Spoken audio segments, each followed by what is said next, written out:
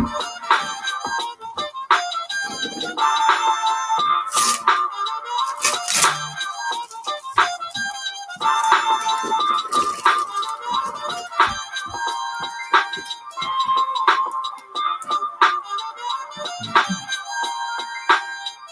on our stations, man.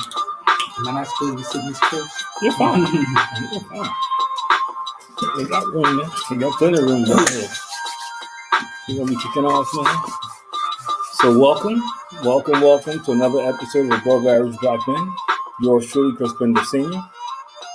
Devin Pender, here to let y'all know that we're here to inspire, empower, and uplift the community. Also, like, follow, subscribe, share, and comment. We want the interaction. We want to talk to y'all. We want interested topics. So interact with us. Talk to us. Holla at us. Yeah, man. We definitely want to get involved. And I guess starting next week, you really got to start pushing the phone number. But yeah. Today's show is going to be interesting because I've been asked this question a lot. The topic of today's show is, what are you willing to fight for? And a lot of it is going to stem around starting with the brawl in Alabama to our poor infrastructure when it comes to our schools and, even food deserts in our community. And when I mean fight, I'm not talking about physically fight. That's what they were doing down there. Yeah, but we're going to cover the whole thing. But because I've been asked that question. And I was on the call Monday night with a bunch of brothers, and it was Christians. Mm-hmm. And somebody asked me the question. I was sitting in the office yesterday. Somebody else asked me the same question. And it was a topic of discussion today. So I'm getting mixed emotions about it. But one thing, the general consensus was that, and I'll start here, that it was about time. Everybody started the conversation the same way. We don't condone violence. Mm-hmm. We don't. So we're not talking about the violence. However, everybody felt that, that we as African Americans, that we're at a breaking point, and enough is enough. Yeah. And some people comment it's about time somebody actually got involved in something and not just filmed it. I was about to say I'm coming from that standpoint, whereas I'm just happy that instead of people just filming this guy getting beat up, that people put down the phones and took some action. Well, one guy got a nickname, he called him Aquaman because he actually he swam over. I mean, it's and so for people who don't know, in Alabama, there was a situation where African American security guard, there was a boat, full of Caucasians docked, and I'm assuming they had been drinking because of what happened afterwards. And he told me they couldn't dock there because that dock was set aside for another boat, and they couldn't stay there. So apparently this conversation went on for a half an hour, if I understand. So it wasn't like it was just. I didn't know that. What I was told, it went on for this was a long conversation, and I guess they got agitated because he kept saying, "Oh, you can't park there," and they were like, "Well, I got here first." So I don't know what drove them to get off the boat and attack him. Part of it had to be that he wasn't armed. Yeah. I'm sure if he was armed, that would have kind of slid with the conversation. But they did. And from the video, it appeared that women were involved too. So the boat that was supposed to dock there shows up. Lo and behold, it just happens to be full of African Americans. Is it like the ferry or something? Yeah, so one guy jumps off and swims. Hence Aquaman. So it's interesting. Spelling a lot of myths there, by the way. You see how quick he swam over there? That is funny. But it's crazy because that's been the topic of conversation. And everybody pretty much starts the same way. They don't condone violence. But it's about time. It was definitely very refreshing to see. Because when I think about it, the security guard, he was like, what, in his 60s? Yeah. See, that's the part I don't know. Yeah. He was an older guy. They're saying he's an older guy in his 60s. And just to see stuff like that, like, that's your elder. You're supposed to show him respect no matter what. And then to see him get attacked like that, it's so refreshing to see all these young brothers go out there and just defend him. I didn't want to just hop in right on cue and say, I do condone violence. Well, no, everybody. But you want to know what's funny? Because I think about kind of Martin Luther King and Malcolm X, where it's like, the turn other cheek mentality, and it versus like, we need to be about some action. I think it's nice to see us come together. I wish we could come together and when other things are on the line versus always kind of being violence like this, right? But at the same time, it's like, man, it felt good to see and watch. But Malcolm X in his later days wasn't the same Malcolm X. And I'm not, and I understood her because I felt the same way. I was asked to call with a bunch of Christians. I don't condone violence. However, in that situation is unavoidable. And what I mean is unavoidable is there's no way you could have went there just to break that up. Because the minute you showed up to break it up, they would have started hitting you. Yeah. So I get what everybody was saying, but the thing behind it was everybody did kind of feel like, it's about time. Yeah. That needed to happen.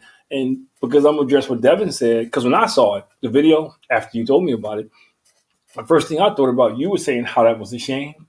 But back in the civil rights, before civil rights, and back in the South, that would happen a lot. Young Caucasians would beat up older for whatever the reason. And you wouldn't be able to see us and do anything back. That was look what just think about some of the stuff they did. Yeah. Yeah.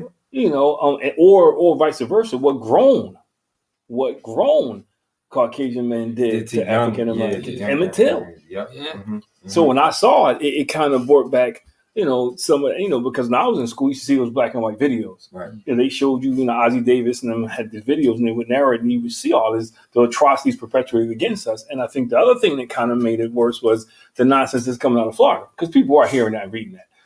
Slavery, did us a favor because we learned the skill. So today, I want to talk about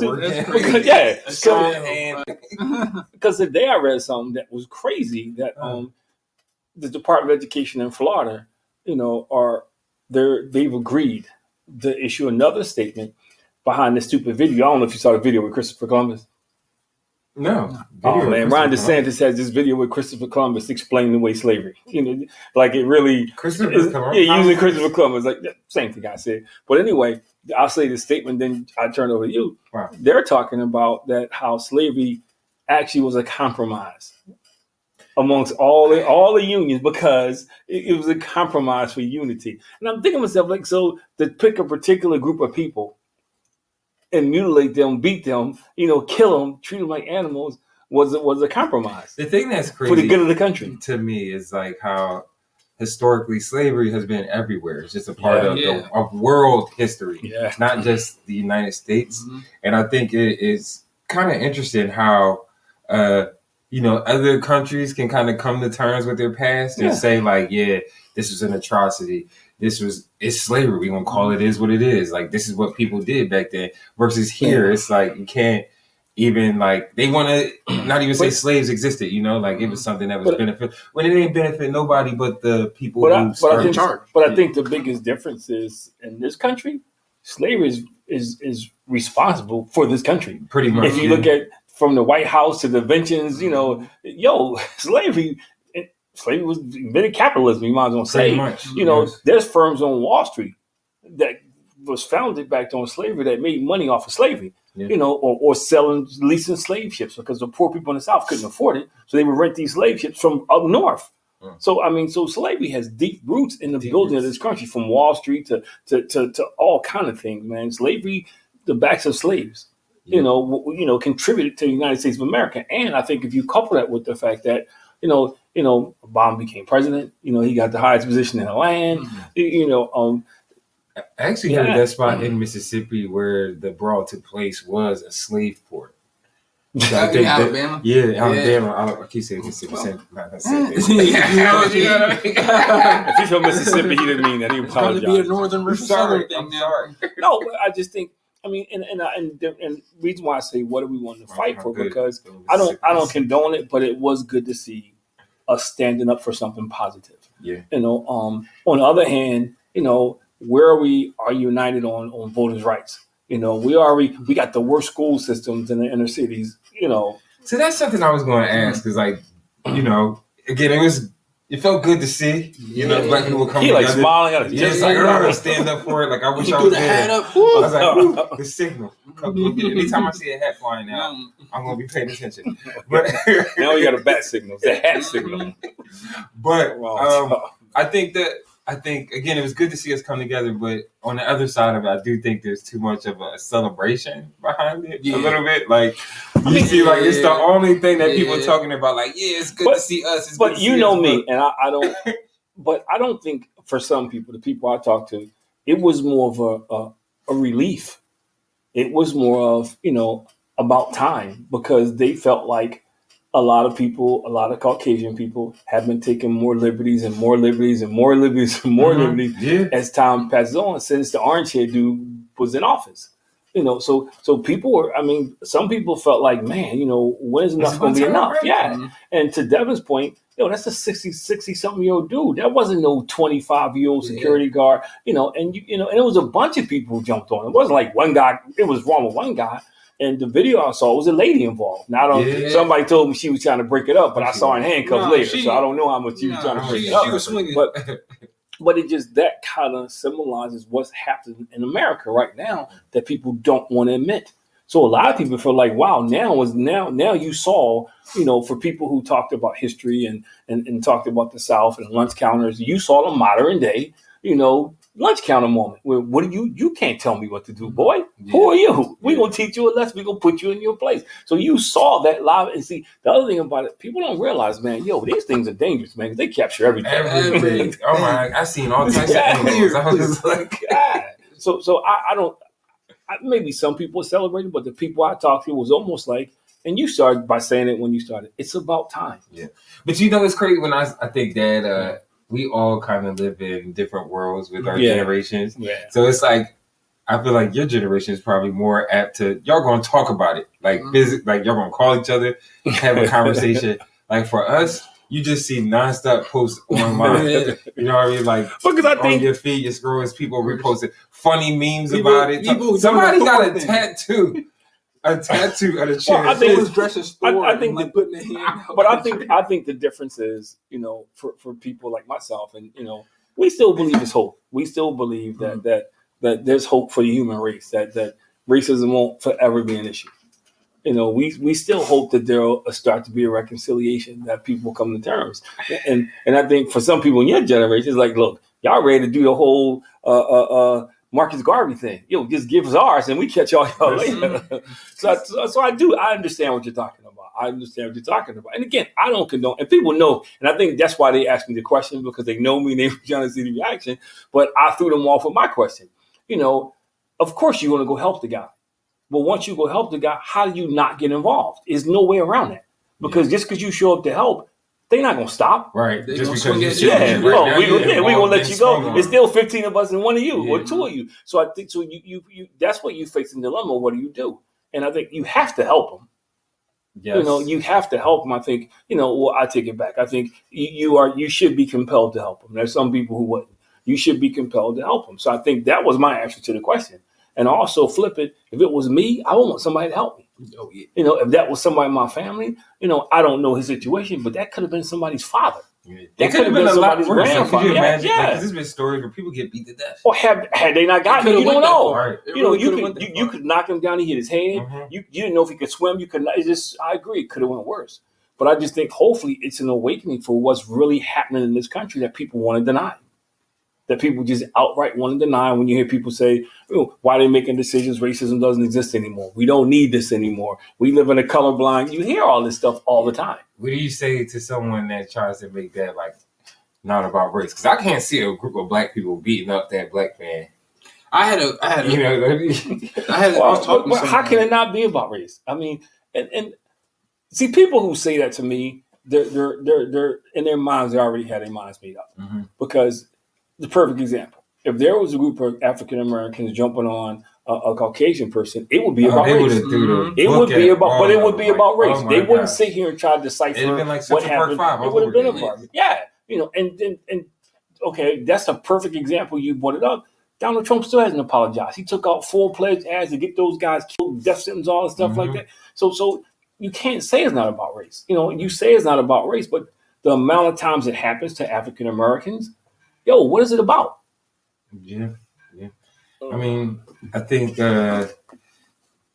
again, I keep smiling when I talk about it. And I'm trying you feel too happy about it. Because, you know what? I think I am one of those people who lean against the side of like, man, it's about time. And ironically, I think we talked on our show last week about how like, what are we going to come together for? You know what I mean? Like we were legit just having this conversation because we felt like, we can't come together on certain issues, but we know we can come together to fight. But that's the thing about it that's kind of that's the other side of the coin for me. People are not rallying around the fact that they still got lynching on the books in some of these southern states.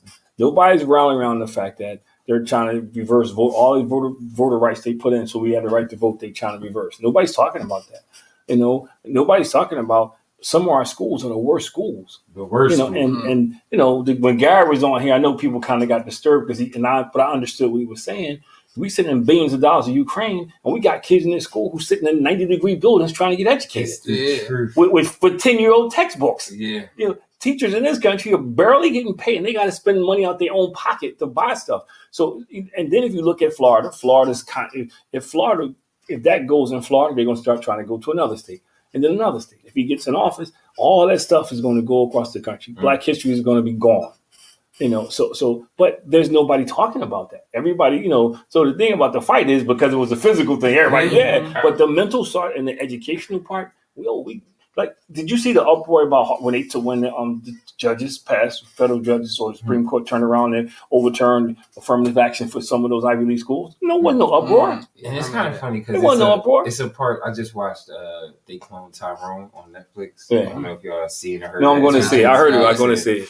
But it was tones of that in there where, like, if we were to ever come together, the people that are in the dope boys and people on the block and just people in the community, how much change that we could cause, like, just in a week, Chris, in a week. They fear us coming together. You know what I mean? So it's just like, I would hope that this could be a moment for an agent, like, just of change, but at the same time, that this is the disheartening part.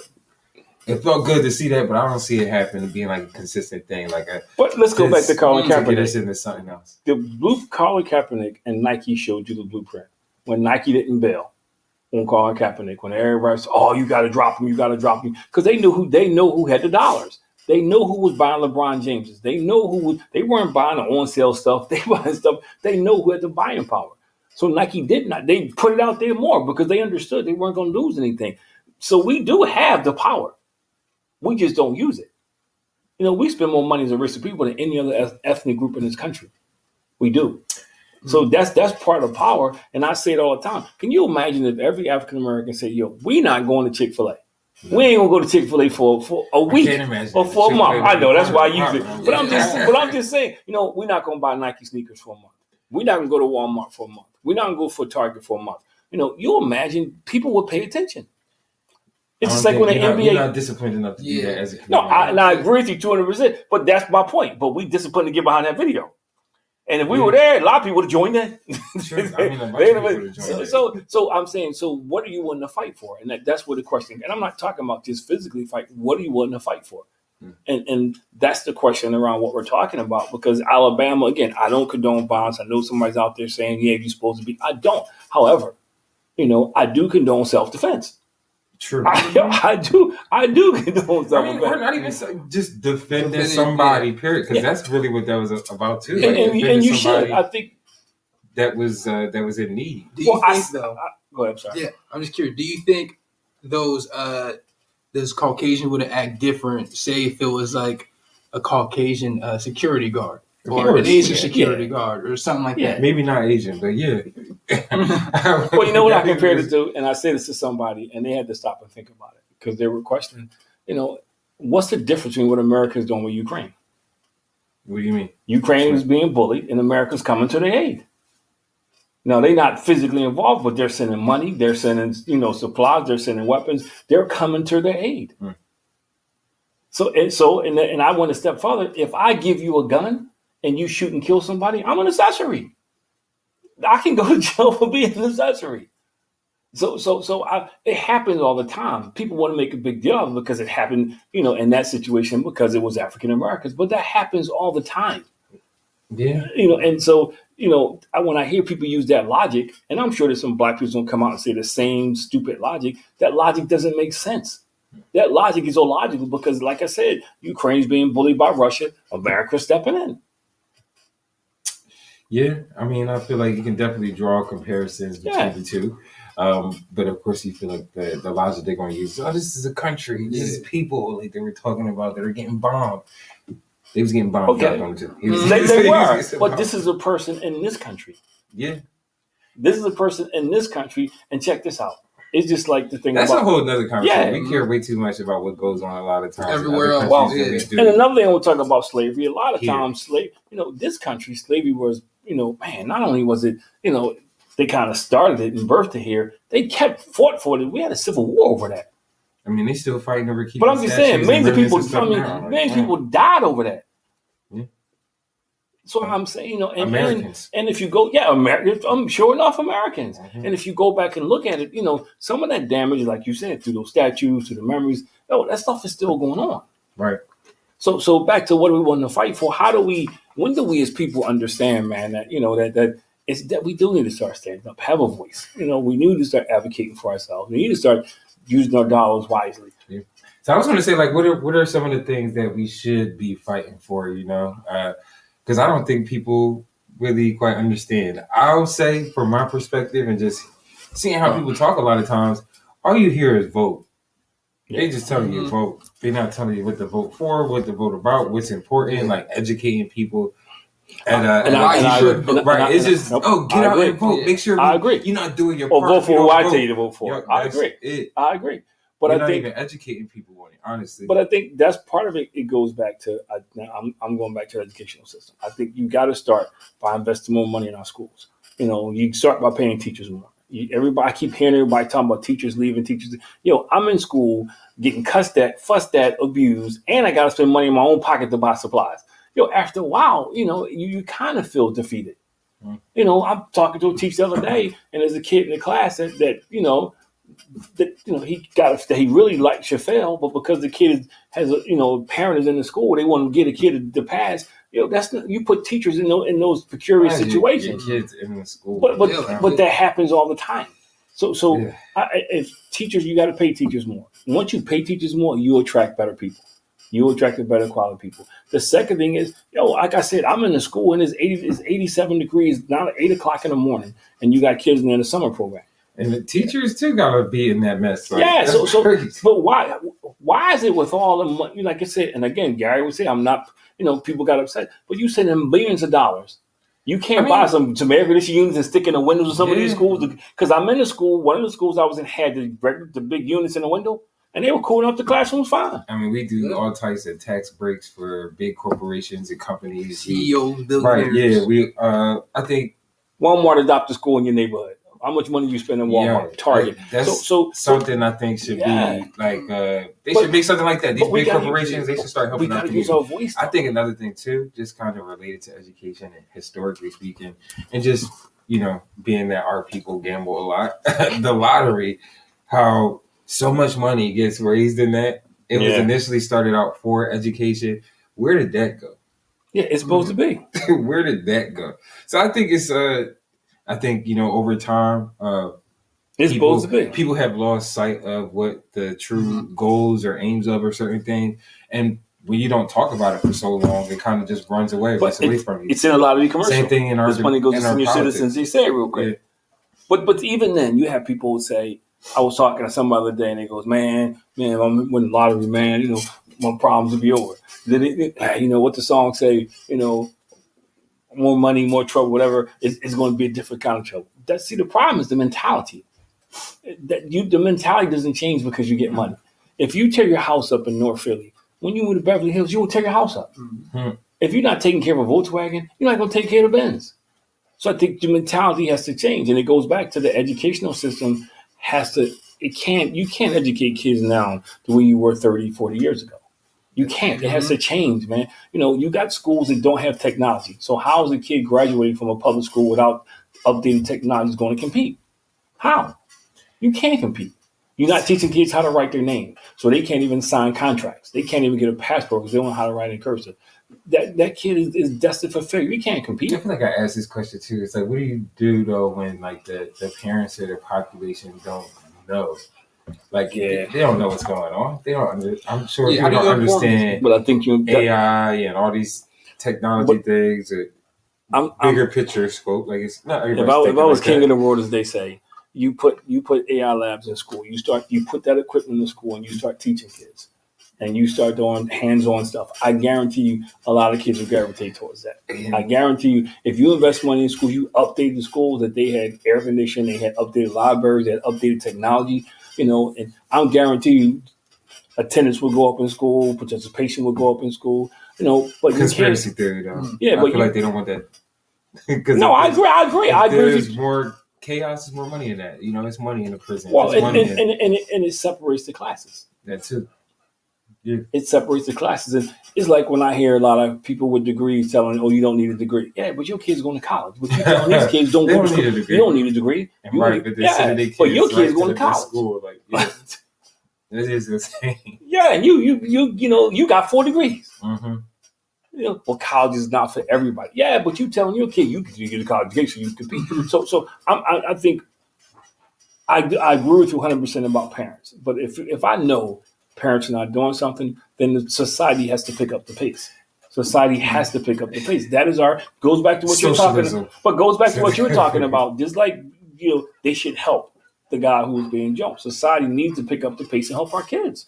Those kids who don't have, it's like when you were teaching the autistic kid how to play basketball. You didn't have to do that. And it wasn't like you were doing it because he was going to the NBA or somewhere else. Compassion. That still has to come into place. That's supposed to separate us from the animals. Yeah, that's what's supposed to make us different. And I go back to as a people. There were a time, man, where critical thinking. We're Black folk were connected. I was laughing because there was a time when I used to work in Center City, and Caucasians used to ask me, "Man, y'all know everybody." Because we used to speak, it was polite to speak to. Hey, what's up, bro? It was just a polite thing to do. All the Black people. That's it. Yeah. Everybody. Or even now when I do know people, people like, man, but it's just if you treat people a certain way, you do get to know a lot of people. Yeah, you do. Like just by being open and nice, and you never know where that might take you later. Because it's been times where just kind of keeping in touch with people or being nice to people, you create a brotherhood of sorts. I was in a network, and I think that's important. I was in Walgreens yesterday. Mm-hmm. So I walk in the door. This guy said, "Yo, you Chris's dad, right?" I've never seen this guy before in my life, man. So I go back to get my stuff, and I come back. So I said, there's a group of kids hanging outside. What's up? He said, "You Chris's dad?" He said, "I just ran to Chris's train station. He was going to Baltimore. I was going to Boston." He said, I told him that." He told me that you come in here. But then he begins to tell me, like, this is crazy. That these kids outside, that they ask people to buy water ices and they don't buy it, they snatch the water ices. And they dinged a 80-year-old lady's car and she got out and said something. This group of girls beat her up. Are you kidding me? Because this Walgreens is in a good neighborhood. But the point, he knows the history. Mm-hmm. But I'm thinking to myself, like, where's the cops at? Yeah. I'm thinking the street. Yeah, walk across the wall park. So, and then, because I saw your mom said, what they standing there for? And I thought they were waiting for somebody. I thought they were waiting for a ride or something. So the point I'm making is, what do we want to fight for? Because those kids got parents. They belong to somebody. They ain't a bunch of orphans just standing in the corner with nothing going on. They belong to somebody. We used to go out and hang out and not be around. But you weren't beating people up. Right, that's what I was about to say. Different. And then where is the disconnect now? Like, where has it, like, because I feel like, again, kids, we've always gone out and not been around our parents. But no, I didn't mean. I meant in the sense that, Chris, when your kid, when your kid is a knucklehead. Like, why don't Dad, what's funny about you saying that? You should know. Some of these parents be, I would agree. I don't know if they're rude for it, like they just don't care. That's my baby. But that's what question. What are you willing to fight for? If you're willing to fight for your child, then you should try to put your child in the best possible position to succeed. That means teach them character, teach them some integrity, teach them to make good choices. Teaching them to not always be the victim. I used to get into this discussion. I never forget. I spoke. Your mom with me. I spoke at this university, and I spoke in a class, and they were talking about how prison is the modern day slavery because it was a book came out, and I was always the bad guy because I disagreed with it. And you go to prison. I said no. The difference is when you go to prison, most of those guys, not all, most of those guys in prison volunteer for that. They did something wrong. Slavery, they came to your home, to your country. You didn't get a vote. You didn't do anything. Chris, you mind your own business in your hut. And they came and grabbed you and took you over here and sold your offspring and mated you. And so you couldn't put those two together. And there was a whole group of people, and my logic behind it was, what is an unfair system? And I said, well, let me ask you a question. If I know it's an unfair system, why would I continue to put myself at that system's mercy? Yeah, I think one thing that's kind of stands out. You've said this before. Is like there was a generation, especially probably when that No Child Left Behind started. You know, like when people were just kind of pushing them through. People didn't really care. Yeah. And then now we're seeing, you know, those are our adults. Those children are having children. They're having children. And I think we talk a lot of it at times of like, yeah, their parents should be doing this, their parents instilling this. But I think we're at a point where those parents didn't have that. So it's like, how can we create that? But that's what I'm saying. And now we're creating this snowball generation. But it has to happen somewhere else. That's what I'm saying. Schools have to begin to play a larger role. Schools have to start teaching character education. School has to start talking about integrity. School has to start talking about right and wrong. School has to start setting boundaries. At that point, I feel like the school is going to end up owning our kids. The state, they already own. The state already owns them. They just get them in a different way. Yeah, that's actually. And the school owns them because the school determines, unless you get a kid and the parents exceptional, the school already determines the outcome. Because we're not going to educate them. A really creepy TV show where the kids come home, you can't control. I guess more programs and different things like that. No, relationships. Courses. Relationships. What relationships, man? You can't take a person that's, I don't care who the person is. If the person does not have a good, and you know this through coaching, if the person does not have a good relationship with you, it's hard to speak logic or speak anything to that person. Because you can't change norms. And I just did a workshop and I talked about this. Our norms are normal. And what I mean by norm is those things that you're used to, that's embedded in you, that's your norm. You just don't change your norm because somebody comes along who you don't know and says, that's just, no. You change your norm because, it's like when you get the kid that's hard to coach. It's like when we used to play in the league. They used to always give us the worst kids. We used to always win the championship. Oh, you can't coach that kid, this kid, this kid. And they conform. Why? Because you built a relationship with them. You just can't walk up to a kid and start screaming at him. Because to your point, I don't know his background. I don't know his trauma. I don't know what he's been through. I don't even know how to communicate with him. So you build a relationship so you can do that. And it's not going to work with everybody, but you got to start somewhere because the way we go now, come on, man. I mean, they built more prisons in high schools, in this country right now. And I get it. I think that's part of where I'm like, it's intentional. They don't want to help with education. It's almost like they do on because what is this stat where it's like if they can't do something by third grade? They test them third grade, man. If they test a certain low and they on free lunch, I forget all the things they do. They determine. It's like some data out there that kind of supports probably even the rate in which they create these prisons. They look at the testing, they look at those areas, and then they're like, we need to make more prisons. But you said something earlier, and I agree when you said conspiracy. It is because if I control the laboratory, I can pretty much control the outcome. So I can sit here and say, if I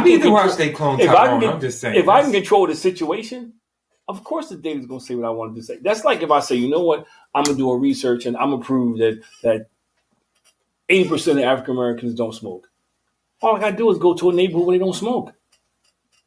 And whoever I can control the data. Yeah. I bring all these guys in who I know don't smoke. You know what? Out of 100, I'm bringing 20 who do smoke because I got to get to 80%.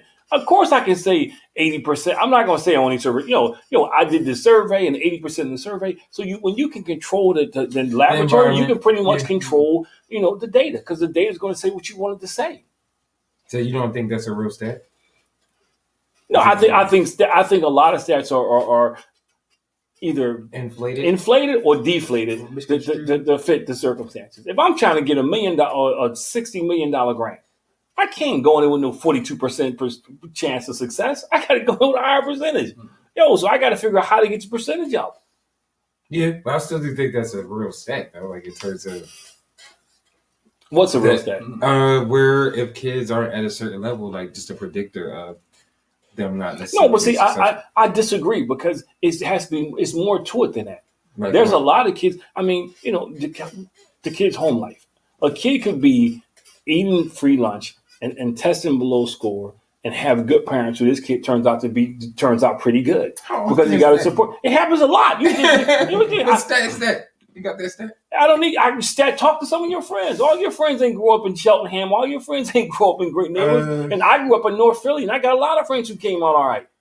I grew up in North Philly, and I got a lot of friends who came out all right. We're not saying grew up in North Philly. We're talking about. But that's the same step. We're talking about a neighborhood of poverty. I don't know anybody that couldn't read at a certain level at a certain point. But no, I didn't say. I said there's more. What we're talking about. No, they don't say couldn't read. It's a test at a certain level, which means they're not testing up to what they say the standard is. They didn't say couldn't read. It's a test at a certain level. Your reading and math, right? Yeah, but their levels they put up. But kids, I get this test? Yeah, you did. Kids grow. I don't think I did. Yes, you did. But that's my point. So you grow. You don't always stay the same.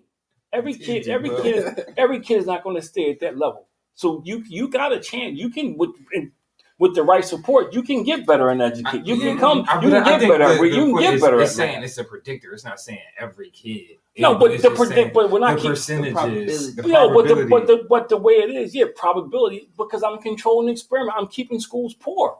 I'm not putting resources in the school to help Johnny catch up with reading. But that's so it's not really a fair stat because I'm feeding the stat. I'm stuffing the stat. I mean, it is a fair stat, really. They're creating that, you know what I mean? That it is a fair stat to say, if I know that the issue is education, I'm going to make sure that it's poor. We both playing basketball. You know you like to shoot the three. So your shoot percent. No, hurry up. With a hand in your face. I'm gonna put a hand in your face. No, you didn't hear what I'm about to say. Your shoot percentage is like say you coming around 70%. My shooting percentage is like 90% because I'm shooting layups. It ain't the same. It's not the same. It's okay. You measure the shooting percentage, but my shot is a higher percentage. So realistically, that needs to be factored in because you're shooting 30, 40 feet from the basket. I'm shooting 4 feet from the basket. I don't understand how that ties in. Because that's not you. Because you compare you're looking at two shooting percentages, but it's not being accurately assessed.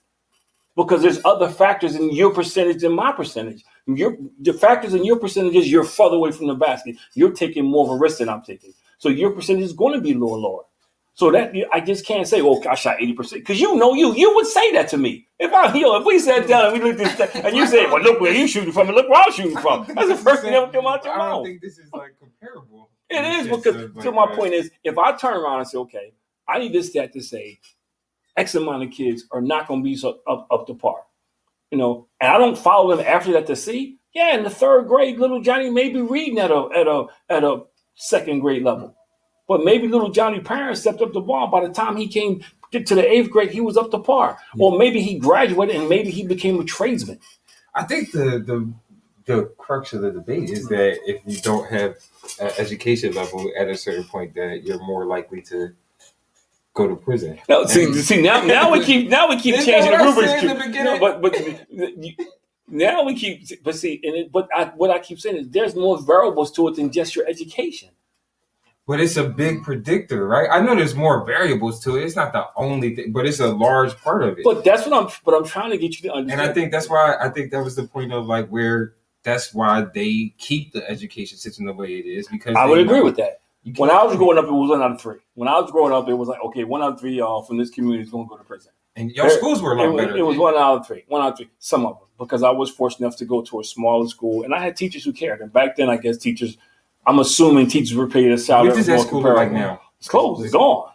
That's what I'm not saying I agree with you. I think it's on purpose. What I'm saying is when I hear stats like that, and especially when I'm in there talking to these kids, there's different variables. There are some kids who don't do well academically, but are smart because they don't test well.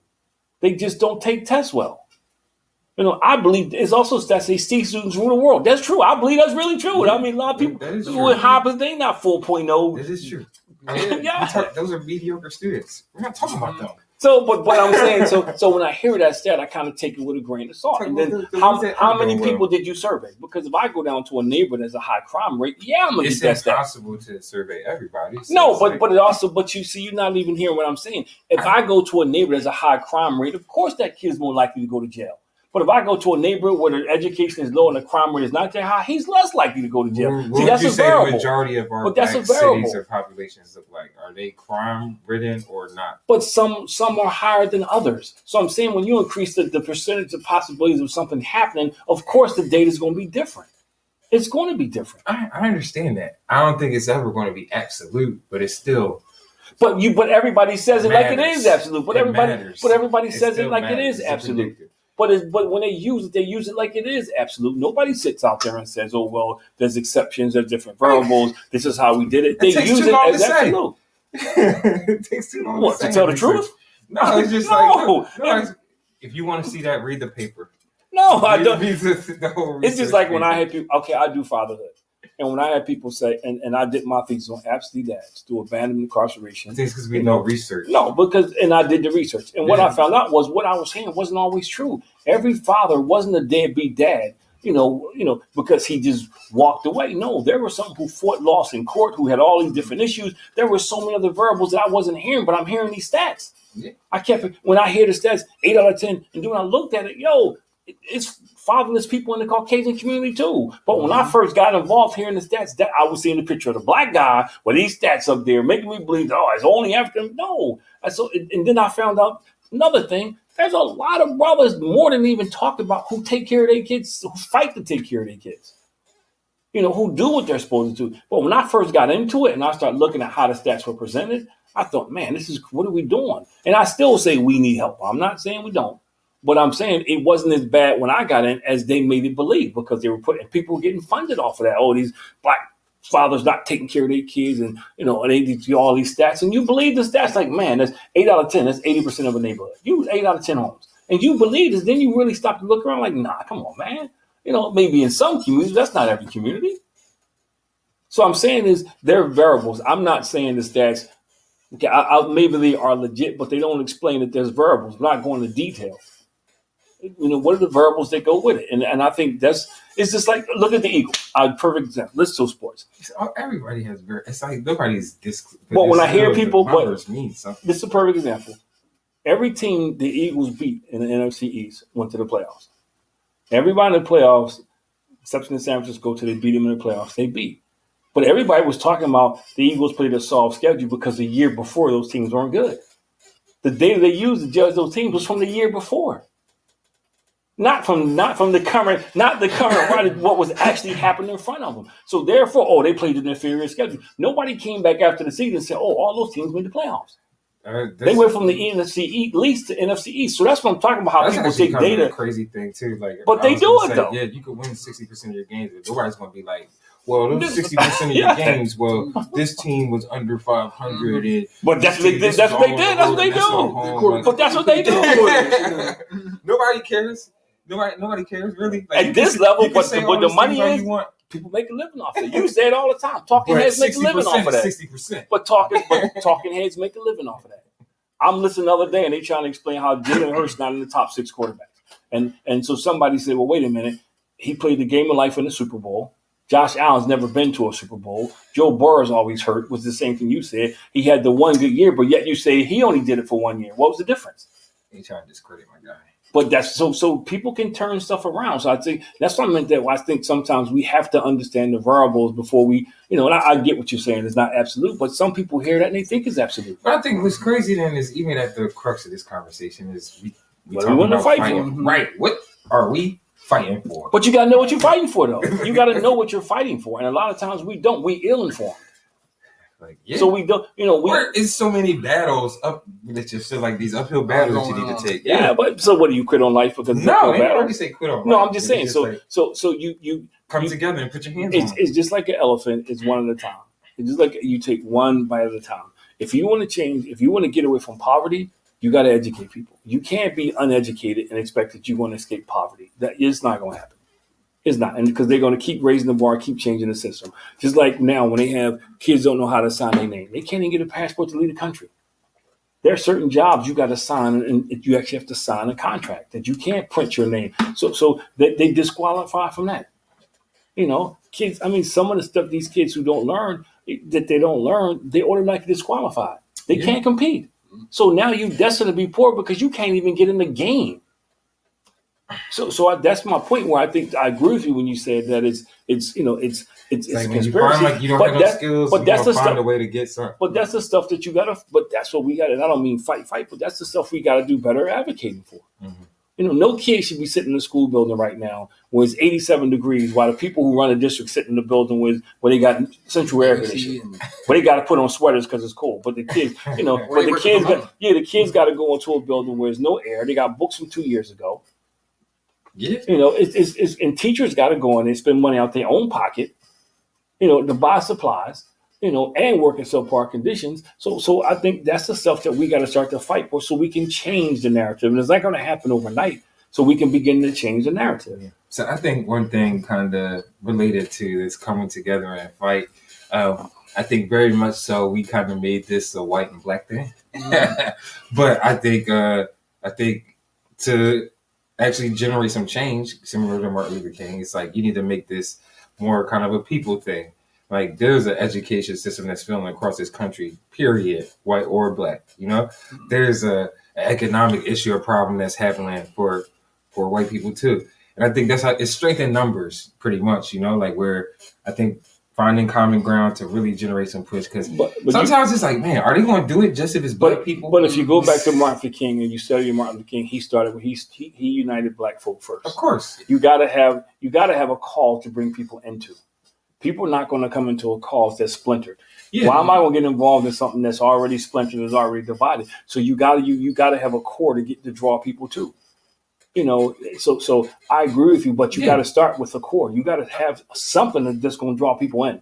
I understand that. I feel, of course, that's definitely a part of it. I'm not saying like, yo, just skip over us. Like, let's bring them in. Yeah. But I was saying like, just you need allies. Like I think again, it's strength in numbers, and I think when we sometimes get so kind of lost in the weed of things that we try to ask out people that you might need to help. Well, no, we weren't. I wasn't asking anybody. No, I'm not saying. What I'm saying about people in general. But we have to make sure before it's like you got to make sure your stuff is right before you invite somebody to the table. Yeah, and you can't go into a room and 3 of y'all is saying A B C D and then 2 of y'all singing X Y Z. Because why is somebody going to join disharmony? So when they come in, they're going to have to join one side. Mm-hmm. And then that just further strengthens one side against the other side. So you got to get on the same page. I agree with you 200, 300%. But we don't even have a core right now to start with. We don't even have a ground zero to start with. What does that look like? Deciding what we want to fight for. Deciding educational system. Everybody, that's the one thing that a lot of people got in common is their kids got to go to school. They got to go to school. That's the one thing that you can't escape. They got to go to school. So, and everybody can't afford to move into a better neighborhood to put their kids into a better school. And we're like that because, and I'm guilty of the same thing, the people who could move, moved. Unfortunately, the people who couldn't move got left behind. And when the people who could afford to move, the people who decided the resources took more resources from them. So now the people left behind, not only they couldn't move, they have less resources to work with. It's the same thing you see in the city now when these new townhouses are popping up and they rezone it because the kids don't want to send their kids to the neighborhood school. So they rezone it. And people don't understand is every time they take kids away from that school, they take federal dollars away from that school. Of course. So it goes back to education, not just academics, but education on how the world works. How politics or how you got to bring different to the people to the table, like you said. Yeah, they need to teach that in school. Oh, that would have been such a good class. How politics really works. I mean, that's actually, like I said, things Let me say this, and then this is kind of off the beaten path, but your mom's looking at TV, I'm listening, and this lady says, I don't care if Donald Trump goes to jail. He could be the president from jail. I'm thinking to myself, did you hear yourself say that? We would look foolish. But see, we've produced a society that is all that it's not about the greater good for the greater number of people. It's about what's good for me. And that's what we got to get away from that. You got to, I'm working after school programs. And I had this conversation with people all the time. People complain, this is not a program of you. It's a program of it's about these kids. And it's about your other staff. This ain't your personal program where it has to meet all your needs. You got to check all the boxes. I'm such an old man because immediately I feel like I always come back to this. I'm like, social media. Yeah, everybody their personal soapbox to get up there, say what they want. You got followers, people like it, people love it. I can't. People want sympathy. They want to feel like attention. People paying attention to them. Like, I think that's a big shift in our culture where people have become a little bit more selfish, and I think that's just because a little bit more, just being nice, being kind. Hold up, PC. they won't even let you cross the street, man. PC. Yo, It'd be fun. But I'm just like, but still, it's crazy. Yeah. Especially, I think we're at an age where we kind of seen the shift a little bit. Like I remember a point in time where, like, I could just go out and walk down the street and like just people saying hi, like how you doing, getting to know people. And now it's like people on their phones, they locked in. Like you can literally be out and watching people just kind of in their own world, recording themselves, like not caring about anything or anyone around them. And don't let you get in the video. It's your fault. Like, you know what I mean? This goes back to what I said. What do we want to fight for? And there's one who works with kids. I see these little kids, man, and they're so innocent. They don't know. You know, they think they living their best life. They have no idea, man. You know, when I'm hanging out with my grandson, you know, he don't know. He think this is life. Yeah. And the generation, it's every generation should try to make it better for the generation that's following them. That's not happening. You know, nobody's thinking like that. Because it's me. Because we don't. Because what do we want to fight for? You know, we'll fight for stupid stuff. We'll fight, man, we don't want the school to close because I need my daughter to go to prom in the school. Man. That's actually you know, stuff like that. We'll argue all day long about, man, you know, they took my daughter's cell phone in school. You know, forget the fact that she shouldn't have had it on. Generations before us were definitely on some like, all right, well, I got to make sure I'm doing this for my kids, my grandkids. You don't really hear that a lot right now. You hear people like, I got to live up to my best. I got to take this trip, or I got to live my best life. Yeah, I got to live my best life. I got to do what's best for me. Like that's all you hear today.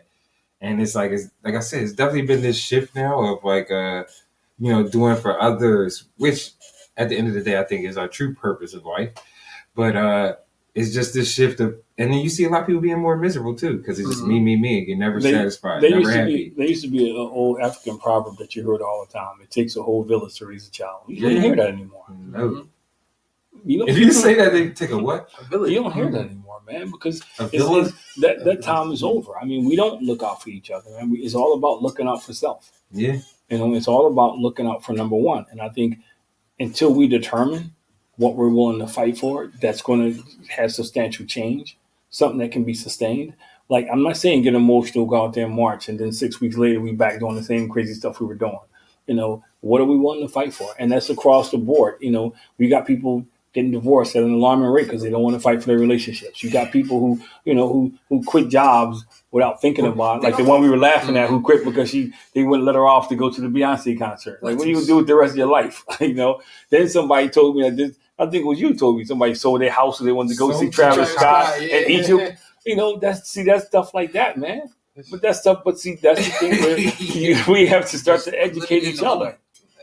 Yeah, to your point. But see, living in the moment, that's why we don't promote change. That's why we don't provoke change, because everybody knows is a time capsule for us. We got this little bit of snapshot that we get emotional about, and then we go back to business as usual. Mm-hmm.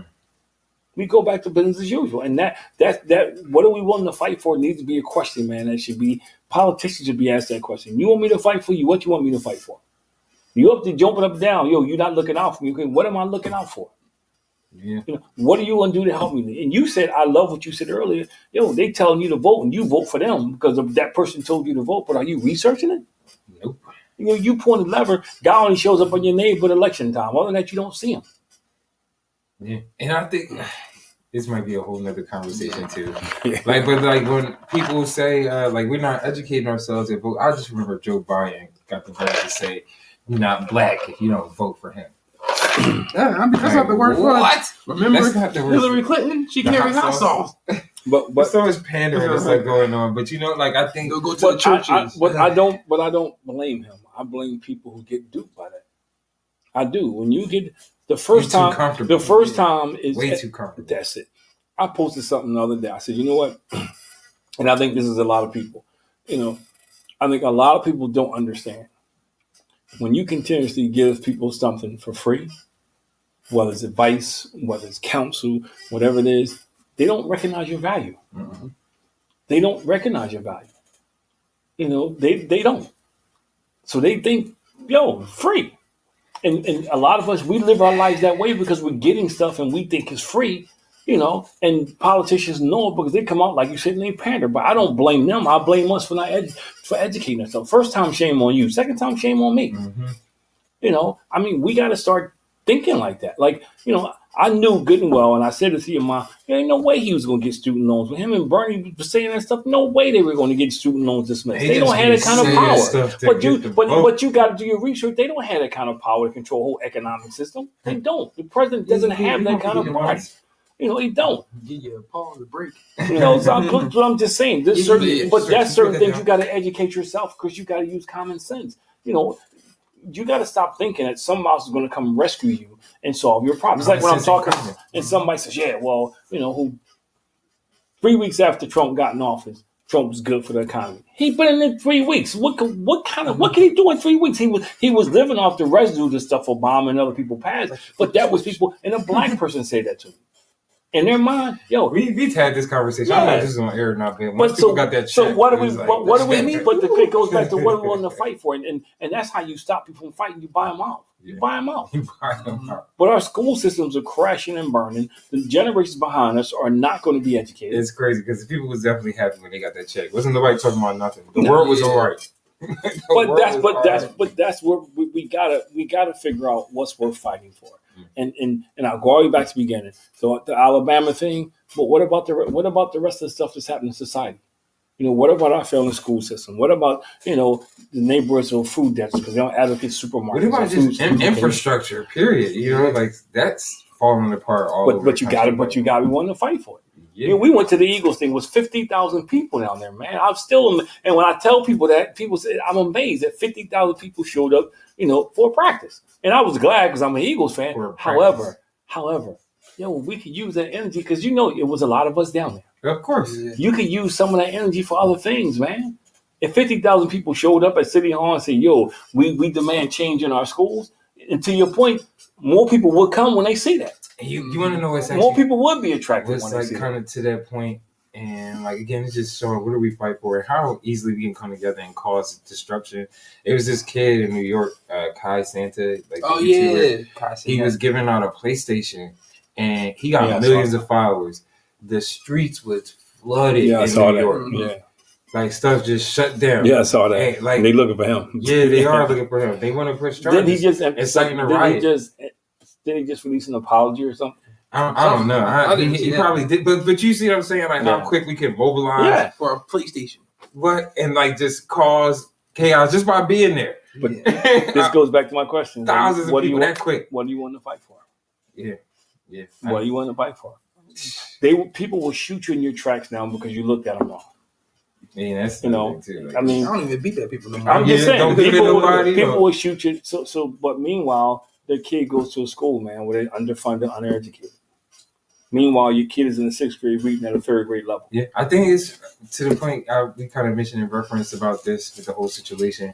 We're more willing to actually physically fight than we are to, kind of fight and be behind something that'll benefit the community as large. And as we close, I'm doing this parenting series, and every day filming them. You know how many times no parent showed up?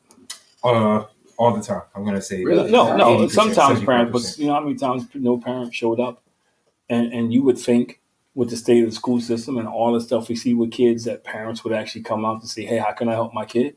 How can I be a better partner with the school?" You would think that would be something parents would do. Not really too proactive. I feel like they'll come when they're like, "Oh, my kid, he failed. What happened? Mm-hmm. Where were you at the first few parent conferences? Like when we were talking about this, and we could have let you know this up front." Are the things that we sent home? I was talking to kids in summer school who didn't go to class. So if the parent was involved, you knew your kid weren't going to class. You didn't find out at the end of the school year. Right. Yeah. All of a sudden, man, you left the house every day, but you missed 60 days of school. Yo, come on. They called the house. And the report card. You get report cards. Report card. Yeah. But that's my point. That's my point. We have to figure out what are we going to fight for. But we go up there and fight the teacher because, she did give little Johnny a date. Or she took Jenny's cell phone because Jenny was playing with the cell phone. We'll fight for that kind of stuff. But the stuff we need to fight for is a better education system. That stuff we don't fight for. Yeah. We quick to get somebody fired for looking at us cross-eyed, but somebody's not teaching our kids for year after year after year. We don't say a word. We go to a supermarket who constantly gives us bad service and overcharge us repeatedly because it's convenient. I'm guilty. But anyway, we had 8:31, man, so we a minute past. I'm surprised you ain't pick up on it. I did. I just didn't want to say anything, guys. Welcome. I wasn't here for the beginning. Thank you, guys. Thank you for paying attention to us and tuning in to Above Average Black Men.